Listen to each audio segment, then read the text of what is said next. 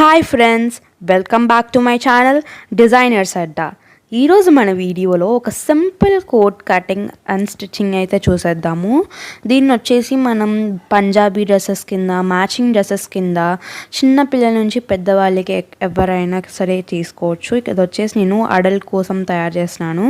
ఈ ఫ్యాబ్రిక్స్ వచ్చేసి ఇది వచ్చేసి మనకి మెయిన్ ఫ్యాబ్రిక్లా వస్తుందన్నమాట. దీనిపైన horizontal lines pink zari and golden జరీతో వస్తుంది అనమాట. 1.5 మీటర్స్ తీసుకున్నాను. యాక్చువల్లీ మనకి 1 మీటర్ సరిపోతుంది, బట్ నాకు కొద్దిగా డౌట్ వచ్చి 1.5 మీటర్స్ తీసేసుకున్నాను. నాకు 1.5 మీటర్స్ 130 రూపీస్ పడింది. సో చాలా స్మూత్ అండ్ సాఫ్ట్గా ఉంటుంది fabric. Top bit, normal top bits ఎలా ఉంటాయో అదనమాట. ఇప్పుడు దీని మీదకి నేను లైనింగ్ వచ్చేసి బ్రౌన్ కలర్ తీసుకున్నా, ఎందుకంటే మనకి మెయిన్ ఫ్యాబ్రిక్ చాలా మందంగానే ఉంది, ఏం కనిపించదు. కాబట్టి నేను బ్రౌన్ లైనింగ్ ఫ్యాబ్రిక్ ఆల్రెడీ అవైలబుల్గా ఉన్నది తీసుకున్నాను అనమాట. ఇది వచ్చేసి కాటన్ లైనింగ్ అండి. మీరు కావాల్సిన మెటీరియల్ తీసుకోవచ్చు. 80 పాయింట్స్ తీసుకున్నాను. మీకు ఒకవేళ సరిపోదు అనుకుంటే 1 మీటర్ తీసుకోవచ్చు. ఇప్పుడు నేను ఈ లైనింగ్ మీద మార్కింగ్ ఎలా చేసుకోవాలో చూద్దాం. దీనికోసం నేను ఇక్కడ ఫ్రంట్ పార్ట్ ఒకసారి, బ్యాక్ పార్ట్ ఒకసారి కట్ చేసుకోవాలనుకుంటున్నాను. దానికోసం నేను 2 ఫోల్డ్స్ ఒకసారి వేసుకున్నాను అనమాట. అంటే కరెక్ట్గా సగంలోకి ఫోల్డ్ చేసుకున్నాను. మీరు కావాలంటే ఫ్రంట్ బ్యాక్ ఒకేసారి కట్ చేసుకోవచ్చు. దానికోసం ఇలా మీరు 4 ఫోల్డ్స్ వేసుకోవాల్సి ఉంటుంది. మీరు ఒకవేళ ఫ్రంట్ బ్యాక్ ఒకేసారి కట్ చేసుకోవాలనుకుంటే. బట్ నేను ఇక్కడ ఫ్రంట్ పార్ట్ ఒకసారి, బ్యాక్ పార్ట్ ఒకసారి చూపిస్తున్నాను, బిగినర్స్ కోసం ఈజీగా ఉంటుందని చెప్పి. ఇక్కడ వచ్చేసి దీని మీద ఇప్పుడు మార్కింగ్ చూపిస్తాను నేను. దానికోసం ఫస్ట్ మనం కోట్ లెంత్ తీసుకోవాలి. ఫస్ట్ నేను ఇక్కడ నార్మల్గా బాడీ పార్ట్ ఎంత అయితే తీసుకుంటామో అంతే తీసేసుకున్నాను. మీరు ఎక్కువ కావాలంటే తీసుకోవచ్చు. 20 ఇంచెస్ వరకు తీసుకోవచ్చు. దానికంటే ఎక్కువ తీసుకుంటే మీకు లాంగ్ కోట్ లాగా అనిపిస్తుంది. సో నేను వచ్చేసి దీనికి షార్ట్ కోట్ మెజర్మెంట్స్ తీసుకుంటున్నాను కాబట్టి ఇక్కడ నేను 16 ఇంచెస్ నార్మల్గా తీసేసుకున్నాను. దీంట్లోనే మనకి ఖర్చు కూడా యాడ్ అయి ఉంది. మీరు ఎంతైతే తీసుకుంటారో దాంట్లో 1 ఇంచ్ ఎక్స్ట్రా పెట్టుకోండి. ఇప్పుడు ఇదే 16 ఇంచెస్ని ఇంకొక వైపుని కూడా మార్క్ చేసుకోండి. మార్క్ చేసుకొని స్కేల్తో ఒక స్ట్రెయిట్ లైన్ గీసేసుకోండి.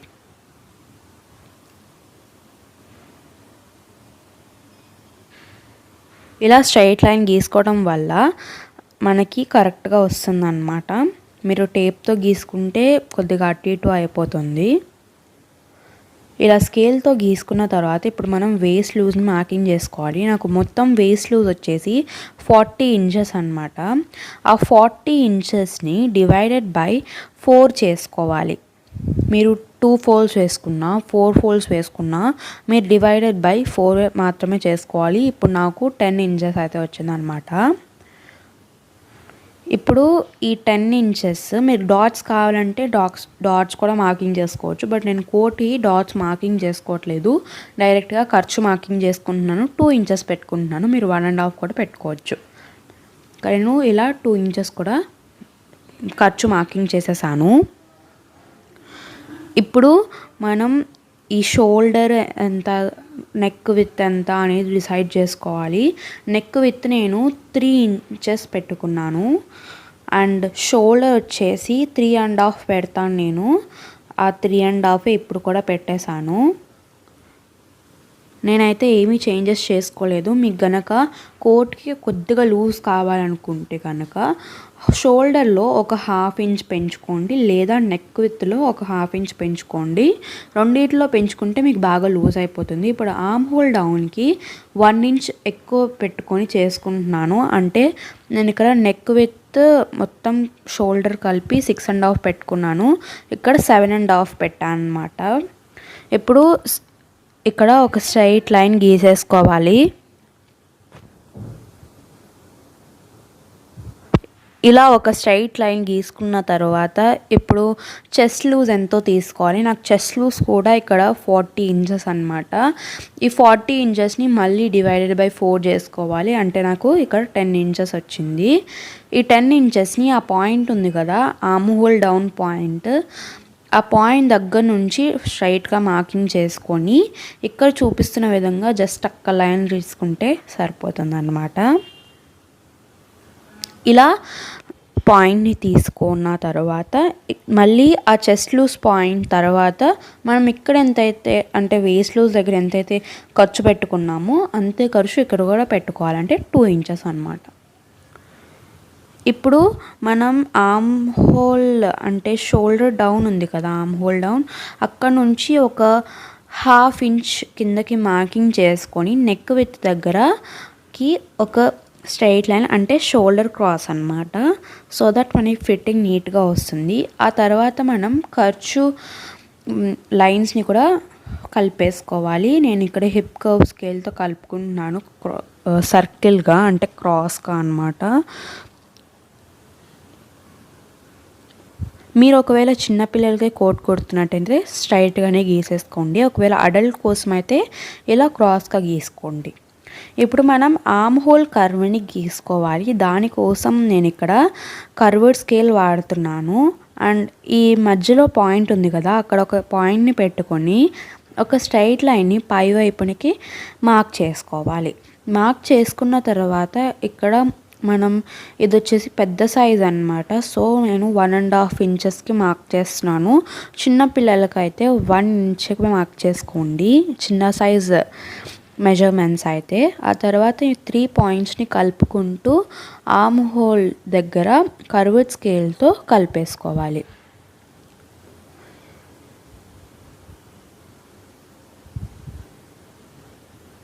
అండ్ ఇలా కలిపేసుకున్న తర్వాత ఇప్పుడు నెక్ లెంత్ని మార్క్ చేసుకోవాలి. దీనికోసం నేను ఇక్కడ 9 ఇంచెస్ తీసుకున్నాను. మీరు తక్కువైనా ఎక్కువైనా తీసుకోవచ్చు. కోట్ కోసం 9 ఇంచెస్ చాలా బాగుంటుంది. ఇలా 9 ఇంచెస్ తీసుకున్న తర్వాత ఒక డబ్బా షేప్లో గీసేసుకొని ఇక్కడ వి షేప్లో లైట్ వి షేప్లో గీసుకోవాలి. మీరు కావాలంటే సర్కిల్గా లేదా బాగా డీప్ నెక్ కూడా పెట్టుకోవచ్చు కోటే కాబట్టి. ఇక్కడైతే నేను 9 ఇంచెస్ పెట్టుకొని జస్ట్ వీ నెక్ పెట్టుకొని వదిలేస్తున్నాను. ఇలా లైట్ కర్వ్ ఇచ్చుకుంటూ తీసాను అన్నమాట. స్టార్టింగ్లో స్ట్రైట్గా పెట్టి ఎండింగ్లో బాగా కర్వ్ ఇచ్చుకుంటూ తీయాలి. ఇప్పుడు మనం ఇలా గీసేసుకున్న తర్వాత ఇక్కడ వేస్ట్ లూజ్ ఉంది కదా, అక్కడ కొద్ది క్రాస్ తీసుకోవాలి. దానికోసం మనం ఖర్చు మార్క్ చేసుకున్నాం కదా, అక్కడ 1.5 ఇంచెస్కి మార్క్ చేసుకోవాలి. మీరు కావాలంటే 2 లేదా 1 ఇంచెస్ కూడా తీసుకోవచ్చు. అక్కడ నుంచి కొద్దిగా కర్వ్ ఇచ్చుకుంటూ ఇక్కడ వైపుకి రావాలన్నమాట. ఇక్కడ వీడియోలో చూపిస్తున్న విధంగా ఇలా కర్వ్ తీసుకోవాలి. ఆ తర్వాత మనం కట్ చేసేటప్పుడు ఆ కర్వ్నే తీసుకోవాలన్నమాట. ఇక్కడైతే నేను ఇలా కట్ చేసేసుకున్నాను. ఇప్పుడు మనం బ్యాక్ పార్ట్ ఎలా కట్ చేసుకోవాలో చూద్దాము. దానికంటే ముందు మనం ఫ్రంట్ పార్ట్ని తీసుకున్నాం కదా, ఇలాగా మధ్యలో మార్క్ పడుతుంది కదా, అక్కడ మనం కరెక్ట్గా మధ్యలోకి మార్క్ చేసేసుకోవాలి. ఎందుకంటే మనం ఫ్రంట్ పార్ట్లో ఓపెన్ వస్తుంది మనకి కోట్కి. ఇప్పుడు బ్యాక్ పార్ట్ ఎలా కట్ చేసుకోవాలో చూసేద్దాము. దానికోసం మనం మిగిలిన లైనింగ్ పార్ట్ని అయితే తీసుకోవాలి. అండ్ ఇలా తీసుకున్న తర్వాత నాకైతే ఇక్కడ కొద్దిగా క్లాత్ సరిపోలేదు. సో దాన్ని ఇప్పుడు అడ్జస్ట్ చేసేస్తాను.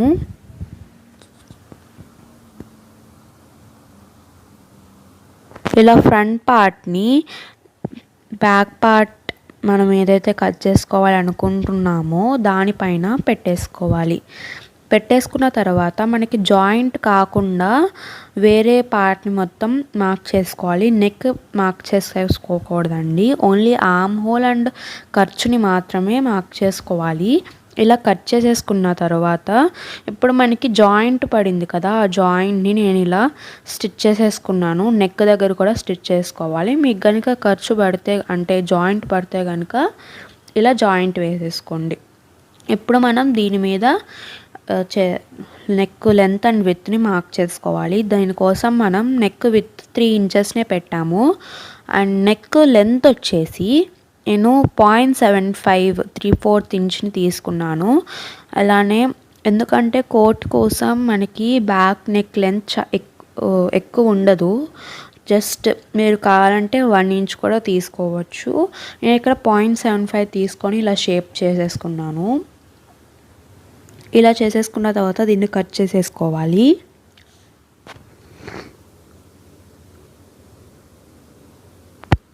ఇలా కట్ చేసుకున్నాం కదా, ఇప్పుడు దీన్ని బేస్ చేసుకొని మెయిన్ క్లాత్ని కట్ చేసుకోవాలి. అండ్ మనకి కర్వ్ వచ్చింది కదా, దాని బ్యాక్ పార్ట్ మీద సేమ్ కట్ చేసేయండి ఫ్రంట్ పార్ట్కి ఉన్నట్టు. సో ఇలా మెయిన్ క్లాత్ని బేస్ చేసుకొని అటు ఇటు ఒక 1/2 ఇంచ్ ఖర్చు పెట్టుకుంటూ కట్ చేసేసాను నేను. ఇప్పుడు మనం గమ్ముతో అతికించుకొని స్టిచ్ చేసేసుకోవాలి మొత్తాన్ని. నేను లాస్ట్ వీడియోస్లో చెప్పినట్టు ఫెవిక్రిల్ గమ్తోనే అతికించుకోండి, మీకు ఫినిషింగ్ నీట్గా వస్తుంది. మీకు గమ్ మార్క్స్ కూడా ఎక్కడ కనపడవు. ఇలా నేను గమ్ అతికించుకొని స్టిచ్ వేసేసాను. అండ్ ఎక్స్ట్రా క్లాత్ని కూడా కట్ చేసేసాను. ఇలా చేసుకున్న తర్వాత ఇప్పుడు మనం షోల్డర్స్ని జాయిన్ చేసుకోవాలి. దానికోసం మనం బ్యాక్ పార్ట్ని రైట్ అంటే మెయిన్ క్లాత్ పై వైపునికి వచ్చేలా పెట్టుకొని ఫ్రంట్ పార్ట్ని లైనింగ్ పై వైపునికి వచ్చేలాగా పెట్టుకోవాలి. ఆ తర్వాత మనకి ఉన్న షోల్డర్స్ని అటాచ్ చేసేసుకోవాలి. 1/2 ఇంచ్ మార్జిన్తో అటాచ్ చేసుకోండి అండ్ డబల్ స్టిచ్ అవసరం అయితే వేసుకోండి. ఇలా తిప్పేసుకున్నప్పుడు మనకి ఇలా వస్తుంది అన్నమాట. షోల్డర్ జాయింట్ అయిపోయిన తర్వాత ఇలా వచ్చిన తర్వాత ఇప్పుడు మనం నెక్ దగ్గర అండ్ ఆర్మ్ హోల్స్ దగ్గర పైపింగ్ వేసుకోవాలి. ఎందుకంటే మనకి ఆర్మ్ హోల్ దగ్గర స్లీవ్స్ రావు కోట్కి. అండ్ అలానే మనం పైపింగ్ వేసుకోకపోతే థ్రెడ్స్ అనేది వచ్చేస్తుంది అనమాట. దానికోసం ఇక్కడ నేను క్రాస్ పీసెస్ అయితే తీసుకున్నాను. మీరు క్రాస్ పీసెస్ అవైలబుల్గా లేవనుకుంటే కనుక స్ట్రైట్ పీసెస్తోనే అడ్జస్ట్ అయిపోవచ్చు. ఇక్కడ ఇలా 4 పీసెస్ తీసుకున్నాను. దీన్ని జాయిన్ చేసుకోవడం కూడా చూపిస్తాను. ఒక పీస్ని అడ్డంగా పెట్టుకొని ఇంకో పీస్ని నిలువుగా పెట్టుకోవాలి. ఆ తర్వాత నిలువుగా ఉన్న పీస్ని అడ్డంగా ఉన్న పీస్ పైకి ఇలా పెట్టుకోవాలన్నమాట. అండ్ ఎండ్స్ కూడా ఇలా స్ట్రైట్ చేసేసుకోండి, నీట్గా వస్తుంది. ఇలా పెట్టుకున్న తర్వాత క్రాస్గా ఒక స్టిచ్ వేసుకోవాలి. నేను ఇక్కడ పెన్ మార్కింగ్తో చూపిస్తున్నాను చూడండి, అలా స్టిచ్ వేసుకోవాలి. అన్నీ అలానే స్టిచ్ వేసేసుకోవాలన్నమాట. ఇలా అన్నీ వేసేసుకున్న తర్వాత మనకి స్టిచ్ వేసుకున్న చోట ఖర్చు ఉంటుంది కదా, దాన్ని ఒక 1/2 ఇంచ్ వదులుకుంటూ అన్ని దగ్గరలో కూడా కట్ చేసేసుకోవాలి. ఇలా కట్ చేసుకుంటే మనకి కావాల్సినంత పైపింగ్ వస్తుంది. మనకి ఇలా పైపింగ్ రెడీ అయిపోయిన తర్వాత ఇప్పుడు ఫస్ట్ నేను ఆర్మ్ హోల్ దగ్గర ఎలా వేసుకోవాలో చూపిస్తాను. ఆర్మ్ హోల్స్ దగ్గర ఫస్ట్ వేసుకోవాలి. సో మనం ఇప్పుడు రెడీ చేసుకున్న పైపింగ్ని తీసుకొని ఈ బాడీ పార్ట్ని వచ్చేసి మెయిన్ క్లాత్ పై వైపులకు ఉండేలా పెట్టుకోవాలి. అండ్ ఈ పైపింగ్ని రైట్ సైడ్ పెట్టుకోవాలి. రైట్ సైడ్ పై వైపునకు ఉండేలా అనమాట. ఖర్చులు కింద వైపుకు వెళ్ళాలన్నమాట. అండ్ ఇలా చూపిస్తున్న విధంగా పెట్టేసుకోండి పైపింగ్ని ఈ ఆర్మ్ హోల్ చుట్టూ. అండ్ అదే విధంగా ఇంకొక ఆర్మ్ హోల్కి కూడా అలానే చేసేసుకోండి. ఇలా ఆర్మ్ హోలే కాకుండా నేను నెక్ కూడా మొత్తం back neck, front neck and అలాగే కింద సైడ్స్ ఉంటాయి కదా, అక్కడ కూడా వేసేస్తున్నాను. ఇలా వేసేసుకున్న తర్వాత నెక్స్ట్ స్టెప్ వచ్చేసి మనకి ఈ వేసుకున్న పైపింగ్ కిందకి రివర్స్ చేసుకోవాలి. ఇక్కడ వీడియో క్లిప్లో మీకు కనిపిస్తుంది కదా, అలా అన్నమాట.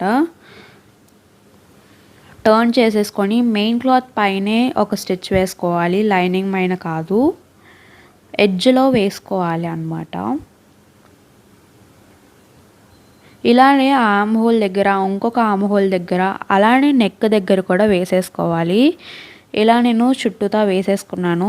అలానే ఆ స్టిచ్ కాకుండా ఒక 1/2 ఇంచ్ గ్యాప్తో ఒక డబుల్ స్టిచ్ కూడా వేసేసాను అన్ని వైపులా, నెక్ దగ్గర కూడా, సో దట్ మనకి నీట్గా కనిపిస్తుంది ఫినిషింగ్. ఇలా చేసుకున్నారంటే మీకు బొటిక్ ఫినిషింగ్లో వస్తుంది. ఇలా 2 టైమ్స్ స్టిచ్ వేసుకోవాలి. ఆ తర్వాత మనం కింద బాటమ్ దగ్గర ఉంటుంది కదా, అంటే బేస్ దగ్గర మనం థ్రెడ్స్ లేకుండా ఒక డబుల్ ఫోల్డింగ్ చేసుకోవాలన్నమాట ఫ్రంట్ అండ్ బ్యాక్ దగ్గర.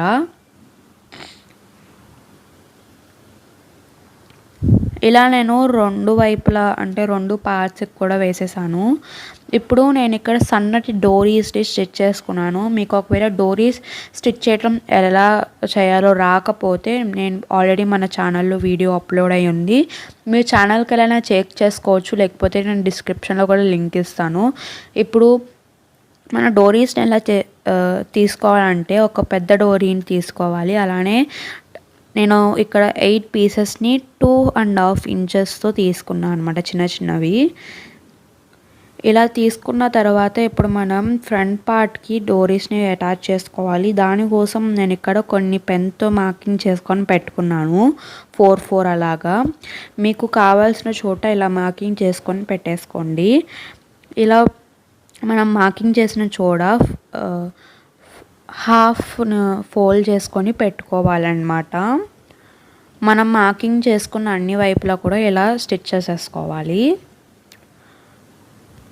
నేను ఇక్కడ స్టిచ్ చేసుకొని పెట్టుకున్నాను. 4 అటు 4 ఇటు పెట్టుకున్నాను. మధ్యలో మనకి థ్రెడ్ వస్తుంది అనమాట, అడ్జస్టబుల్ థ్రెడ్. ఇలా చేసుకున్న తర్వాత మనకి కోట్లో లాస్ట్ స్టెప్ అండి, అది ఖర్చు అంటే సైడ్ జాయింట్స్ని అటాచ్ చేసుకోవటం. మనం ఖర్చు ఎంతైతే పెట్టుకున్నామో దాన్ని ఇక్కడ మార్కింగ్ చేసుకోవాలి. అంటే నేను 2 ఇంచెస్ పెట్టుకున్నాను, ఆ 2 ఇంచెస్ని ఇలా మార్కింగ్ చేసుకున్నాను. మీరు 1.5 పెట్టుకుంటే 1.5 మార్కింగ్ చేసుకోవాలి. ఆ తర్వాత ఆ మార్కింగ్ మీదనే ఇలా స్టిచ్ వేసేసుకోవాలి. దీని వచ్చేసి మనం ఇప్పుడు రివర్స్ చేసుకుంటే ఫైనల్ లుక్ వచ్చేసి ఇలా ఉంటుందన్నమాట. ఇలా ఉన్న కోట్ని దీని మీదకి షూలేస్ లాగా మనం మిగిలిన డోరీని అటాచ్ చేసేసుకోవాలి. అంటే అటాచ్ అంటే జస్ట్ ఎక్కించుకోవాలన్నమాట. ఇలా నేను డోరీని అటాచ్ చేసేసుకున్నాను. వేసుకున్నప్పుడు మనకి అడ్జస్టబుల్గా ఉంటుందన్నమాట. ఇలా ముడి వేసుకుంటే కోట్ అనేది నీట్గా ఉంటుంది. అంతే అండి ఈ రోజుకి వీడియో. ఎలా అనిపించిందో కామెంట్ చేయండి. మీకు ఒకవేళ ఏదైనా డ్రెస్ డిజైన్స్ కావాలనుకుంటే లేదా టిప్స్ అండ్ ట్రిక్స్ కావాలనుకుంటే కామెంట్ సెక్షన్లో కామెంట్ చేయండి, నేను ఖచ్చితంగా ప్రయత్నిస్తాను. ఈ వీడియో కనుక మీకు నచ్చినట్టయితే please like, share and subscribe to my channel. Please support me and thank you.